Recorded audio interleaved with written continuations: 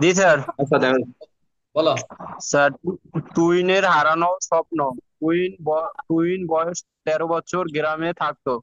তার বাবা মা দুজনেই মারা গেছে। গ্রামের এক লোক, জামাল চাচা, টুইনকে শহরে নিয়ে গিয়ে বলল, এখানে তুমি একটি কারখানায় কাজ করবে।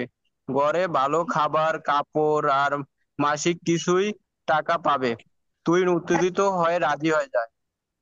কিন্তু শহরে গিয়ে সে দেখলো জামাল চাচা তাকে কারখানার কাজের বদলে দীর্ঘ সময় ধরে আটকে রাখছে। তার উপার্জন নিজের জন্য ব্যবহার করছে এবং এবং কখনো কখনো তার সাথে অবৈধ আচরণ করছে। একদিন তুই ছুটিতে স্কুলের শিক্ষককে এই কথা জানায়। শিক্ষক সঙ্গে পুলিশ ও সহকর্মীকে খবর দেন। আরো ছোট। তদন্তে প্রমাণ হয় তদন্তে প্রমাণ হয় জামাল চাচা শিশুকে শোষণ ও নৈতিকতা বিরোধী কাজে নিযুক্ত করছে, যা শিশু আইন 2013 এর ধারা 80 অনুযায়ী গুরুতর অপরাধ। আচ্ছা, শিশুর থ্যাংক সংজ্ঞা ইউ। চায়। রূপঙ্কর, ধন্যবাদ, তুমি মিউট হয়ে যাও। তাহলে তহুনের কি হারানোর স্বপ্ন ছিল? সে প্রথম, তার বয়স হচ্ছে 13 বছর, গ্রামে থাকতো, তার বাবা মা দুজনই মারা গেছেন। গ্রামের এক লোক জামাল চাচা নামে, তুমি তাকে শহরে নেওয়ার জন্য অনুপ্রাণিত করলো। সেখানে তুমি একটা কারখানায় কাজ দিবে। এই যে কারখানায় আমরা শিশুদের যে নিয়ে কাজ দেই, শিশুরা নিষ্ঠুরতা করায়, শিশুকে এই যে শোষণ করি, তাকে অত্যাচার করি।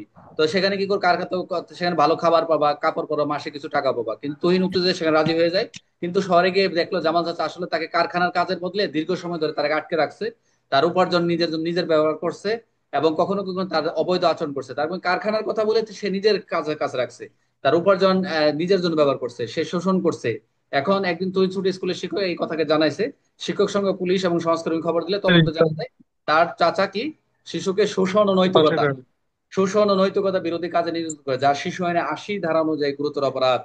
আই রিপিট, শিশুকে যদি কোনো শোষণ, নিষ্ঠুরতার শোষণ কিন্তু এক না, আবার সত্য লাগাই দেয় না, শোষণ এবং নৈতিকতা বিরোধী। শিশু কি করছে? দীর্ঘ সময় তারা আটকে রাখছে, তারা উপার্জন করার জন্য নিজের ব্যবহার করছে, কখনো কেউ তার সাথে অবৈধ আচরণ করছে। এই ধরনের যদি অবৈধ আচরণ করে, তাহলে অবশ্যই 80 ধারা অনুযায়ী কি হবে? শোষণ এবং নৈতিকতা বিরোধী কাজের জন্য 80 ধারা অনুযায়ী গুরুতর অপরাধ বলে গণ্য হবে। এখন ইয়ে আসেন, রফিক ভাই আসেন, সুন্দর করে 70 ধারা থেকে 80 পর্যন্ত শুধু হেডলাইন বলবেন, সকলেই বলবেন,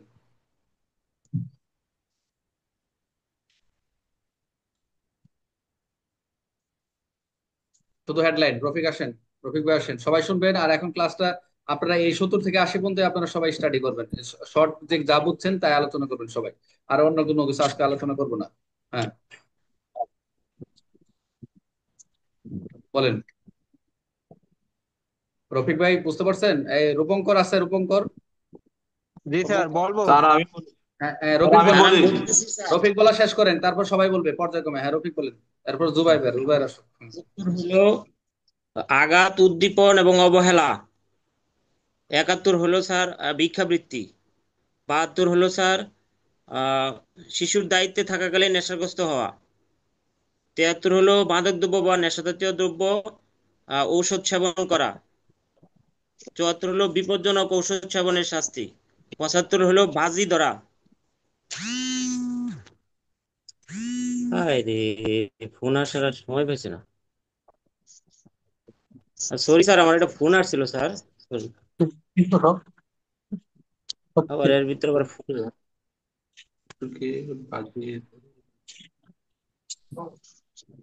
আচ্ছা, আমার একটা ফোন আসছিল, এই জন্য কেটে গেল।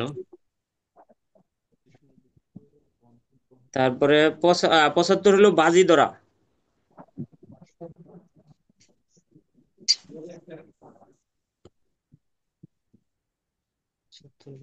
বলেন বলেন রফিক ভাই বলেন। হলো শিশুর নিকট বন্ধ হতে করুন। নেশাজাতীয় দ্রব্য করা। আর 77 হলো যৌনপল্লীতে অসৎ কাজে ব্যবহার করা। 78 হলো অসৎ পথে পরিচালনা করানোর জন্য উৎসাহ দেওয়া। 79 হলো শিশু দ্বারা অসত্য। সন্ত্রাসী কার্যকলাপ পরিচালনা করা বা সন্ত্রাসী কাজে লাগানো। 80 হলো শিশুকে শোষণের দণ্ড। আচ্ছা, ঠিক আছে, থ্যাংক ইউ। রফিক ভাই, অনেক ধন্যবাদ। এই জিল্লু ভাই পুরো আলোচনা করবেন, প্রত্যেক একটা ধারা করে একটু একটু উদাহরণ দিবেন, একটা একটা ধারা বলবেন। এটা এখন মোটামুটি আপনার আলোচনা করেন, পুরো 40 মিনিট ক্লাস আপনাদের শেষ হলে এরপরে আসাদ আসবেন, রিয়াজ আসবেন, সবাই মোটামুটি আমি রেকর্ড যা করার করে ফেলছি মূল বিষয়গুলো। এখন ওটা আপনার আলোচনা করেন। Carry on. জিল্লু ভাই শুরু করবেন সুন্দর করে, সবাই প্রশ্ন করবেন। 70 দ্বারা 71 দ্বারা কি প্রশ্ন করবেন সবাই? স্যার আমি 71 দ্বারা আলোচনা করবো।